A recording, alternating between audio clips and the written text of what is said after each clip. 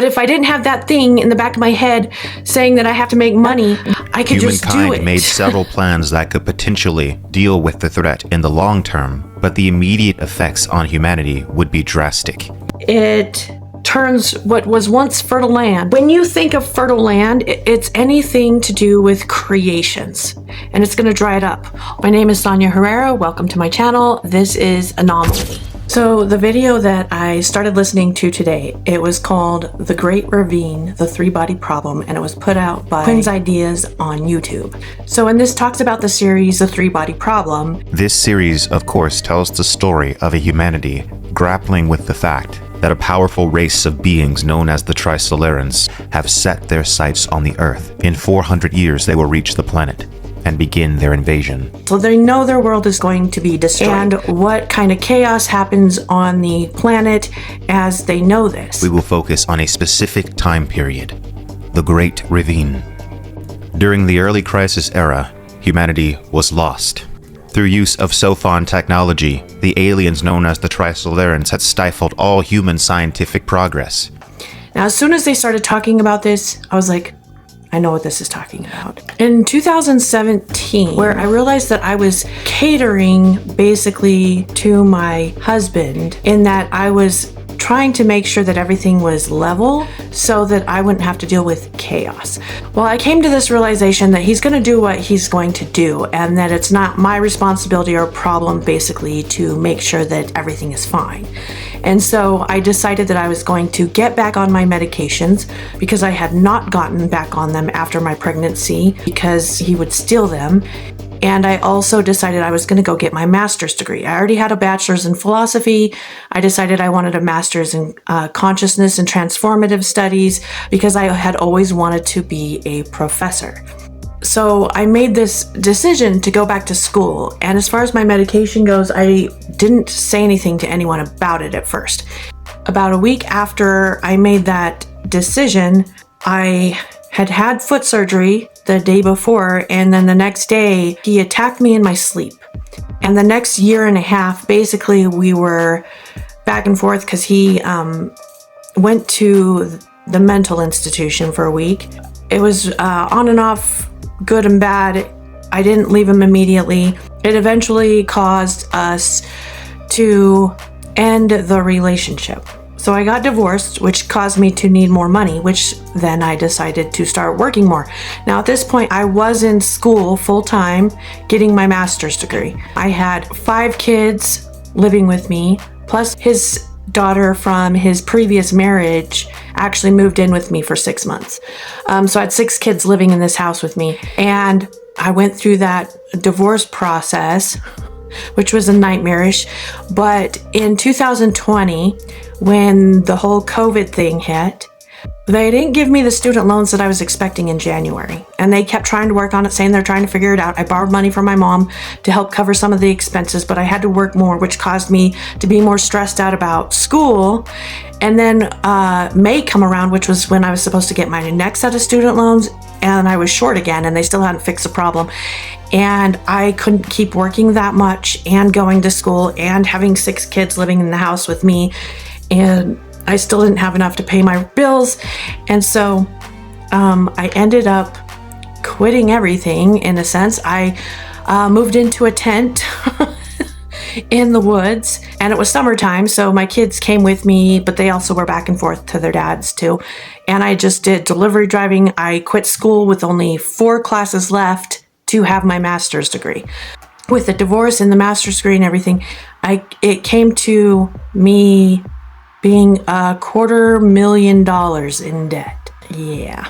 I've always worked 2 or 3 jobs or been in school full time, plus had the kids, but I was to the point where I felt like I never saw my kids. I never did anything that I felt happy about. I wasn't even excited about my school anymore because I was under so much rush that I couldn't do it well.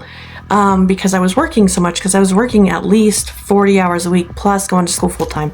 So I decided to start social media and start doing that stuff in 2019, actually, before I went, or in 2020 or 19, sometime right before I went homeless.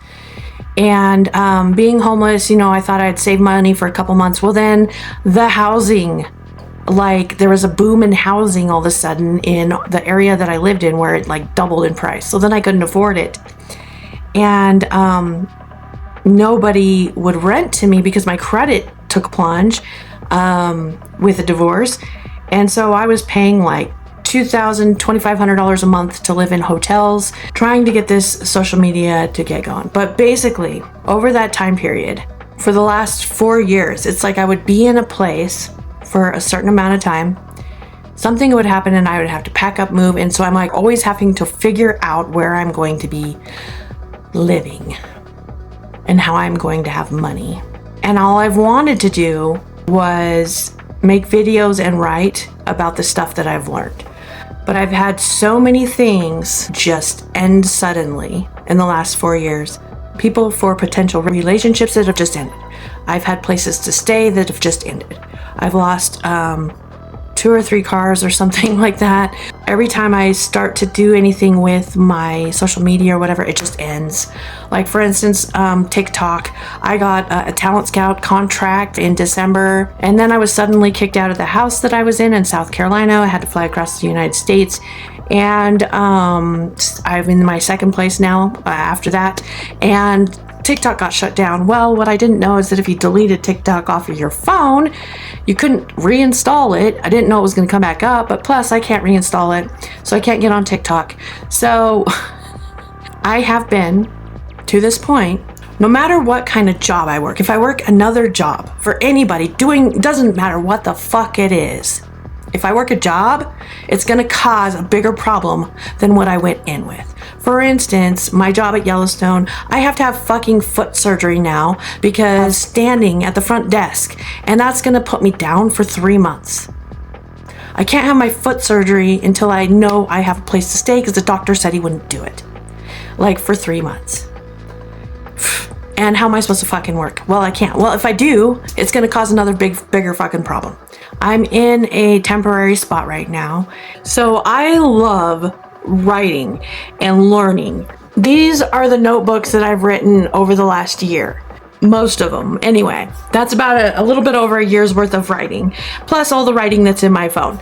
But what I'm saying is that I do that because I love doing that. But every time that I have the thought that I can do something with it to make money, if the goal has anything to do with making money, automatically my brain stops working. I can't do it. It's like it moves me out of the flow. Because there's so many times where I try to do something where I'm making money with what I can do. And there's so many times I've just given up because it's difficult when I think that like I have this in the back of my head playing that I have to make money with it. But if I didn't have that thing in the back of my head saying that I have to make money, I could just do it. Yesterday was another one of those days where I was frustrated because I didn't get the videos out that I wanted to make, because in my mind I was thinking, oh, I gotta make the videos or the podcasts. And so I didn't do it because again, it stops my flow. And so this video that we're watching here, the reason why I think the flow stops is because every time I think that I have to do something for money or whatever, I automatically think that it's going to be destroyed. And it will, as so long as that's the goal, because that's not ultimately my goal. Even though I do want to have money, my goal isn't money. So when people ask me questions, trying to bring my focus on it, or when I have to do things where I have to focus on it, it throws me off from doing the very thing that I could do to actually have it. So in this video, they're talking about how the world's going to be destroyed. So in other words, if I know that if I work on something, it's like something's going to happen. Don't get comfortable because if you get comfortable in a place, you're going to get kicked out. Don't get a job, because if you get a job, then something's going to happen to make it so that it was worse for you to get the job than if you didn't get the job. Don't try and make money with your creative ideas, because if you do that, then it's going to destroy the creative idea. Humankind made several plans that could potentially deal with the threat in the long term, but the immediate effects on humanity would be drastic. The point of all of this is that it's bringing me into where I want to be, which is in the present moment. See, when I write all these notebooks, it's not for the goal of writing all these notebooks. It's because I love doing it as I'm doing it, because I'm excited about what I'm doing. And that is exactly the mindset that I want to be in. So this video playing this morning is saying, hey, and it tells me the process of what happens when I know, when I have this in my head, that it's going to be destroyed. Whatever it is I'm doing is going to be destroyed or cause destruction. Humanity began to see shifts in the economic and social climate. A shift towards wartime. The pace of this social and economic transformation would increase exponentially. It was here that the standard of living globally began to decline significantly. So the people shift towards war. So what I do is, first I get mad. I get mad that I'm working on something that I don't want to be doing. I'm doing a job for someone else that I don't want to be doing. So I get mad basically about the world and life and how I'm not being true to myself. People became paranoid. Then it says there's paranoia. Again, like I said, I have this thing where I'm like, this is going to be destroyed. This is going to turn out worse for me. Forms of speech and expression begin to be restricted. Censorship. Yeah, I go along with it. Like if I'm at the job working the front desk, I'm not sitting there telling people like, this is so fucking stupid. Why are we doing it this way? This is a waste of time. Why do we care about this? Like, I keep so much shit in my head. In the minds of much of humanity, there was no point in saving the earth. Why save a world that would in the end not be for us? The general attitude was, what the hell is environmental protection for? Even if Earth turns into a garden, isn't it all going to the Trisolarans anyway? Then there's this point where they said, there's no point in saving the Earth. Okay. The people got to this mindset where there's no point in saving the Earth. Now, one of the things that has been destroyed a lot are my friendships. I have lost so many friends and had so many people like betray me, or one of the oddest things is like I've had a lot of people think that I am either mad or attacking them when I'm not, or at least that's not my intention at all, or that it's like they misunderstand me, and I try to explain but they don't want to understand, and it's just really odd. But it's gotten to the point where I'm so isolated that I'm like, why the fuck would I even want, why do I even care? I don't care anymore. I don't care about saving the world. I don't care about helping people because they're all gonna just fuck me in the end anyway. And yeah. This led to anomalies in climate. This led to an increase in the greenhouse effect, and most importantly, desertification. Desertification is the process by which fertile land becomes desert. And that basically says that by having this attitude, by me having this attitude, it turns what was once fertile land. When you think of fertile land, it's anything to do with creations. So I'm a very creative person, so I have a lot of creative ideas. So what it's going to do is it takes all that fertile land and it's going to dry it up. Also, me being, well, I'm a girl, obviously. But anyway, so this will play out in your body. So this will affect your hormones too. So like if your creativity dries up, because this says it takes the fertile land and the fertile land dries up. This is going to dry up the hormones in your body too. This will make you non-fertile in some way.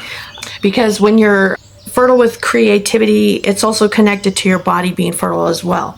And it says that it starts turning it to desert immediately. Now the desert is also connected to the void. In Genesis chapter 1, when it talks about, it says the earth was formless and void. If you were to translate that into Hebrew and look at the etymology, it is like a desert-like state. I have come to understand that deserts, symbology of the desert is when it is a time when God abandons you, or when you feel like you have been abandoned by God. And when you have been abandoned by God, it's because you have not found meaning in where you are at.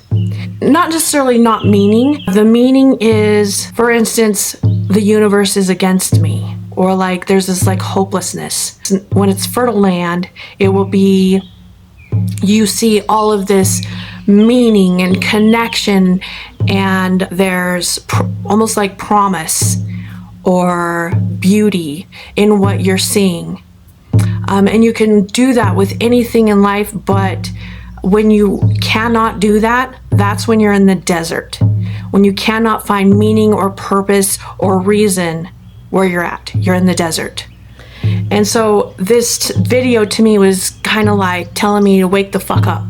It was saying, don't let all of the fertile seeds that you have in you, that stack of notebooks that I have, turn into desert. Don't let your life turn into nothingness. Don't let all of the meaning fall away. The other thing that I'm getting with this too is that the ones that aren't growing, the relationships that aren't growing, the seeds that aren't growing, the things that aren't growing, instead of focusing on them, it's like look for the ones that are and fertilize them, nurture them.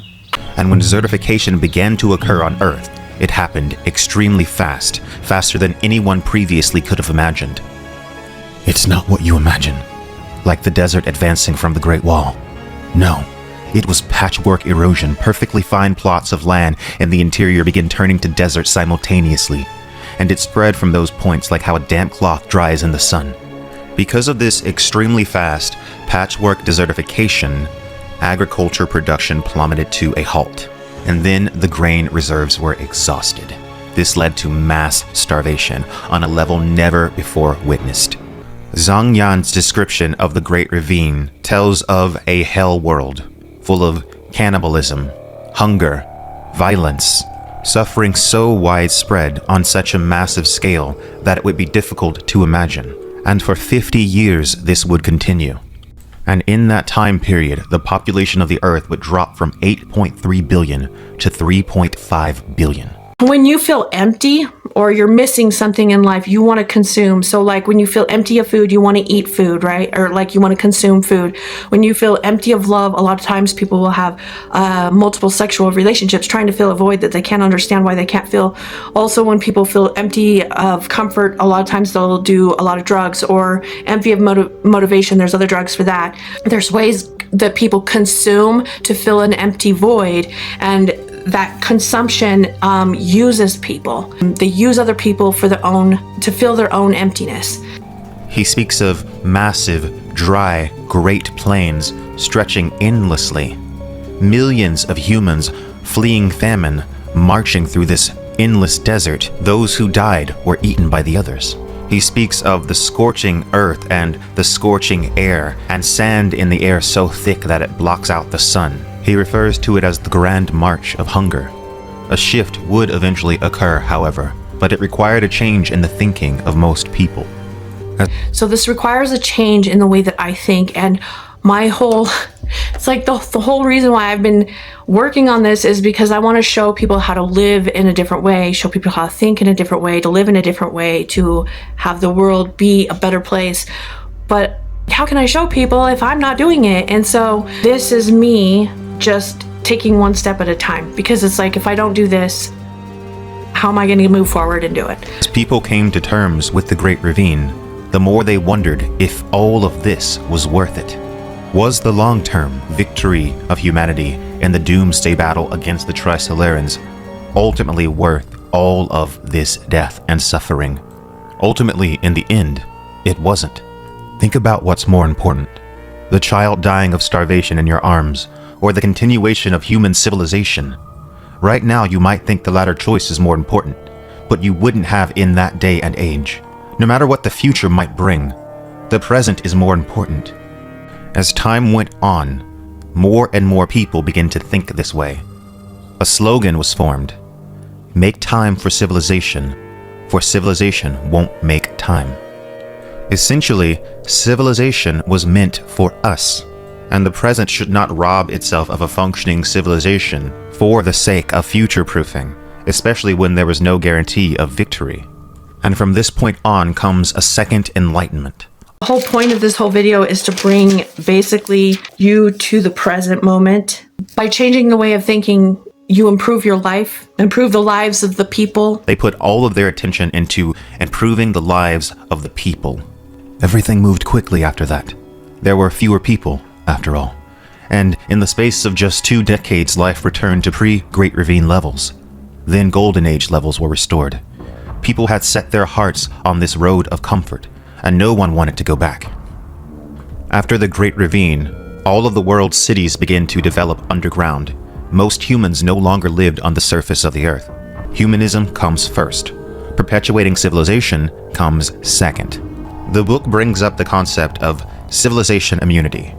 It essentially means that when a planet has suffered a serious illness, this can trigger society's immune system. Essentially, the idea was that since humanity had gone through the Great Ravine, humanity could never return to that state. Whether or not this would be true in the long run would remain to be seen.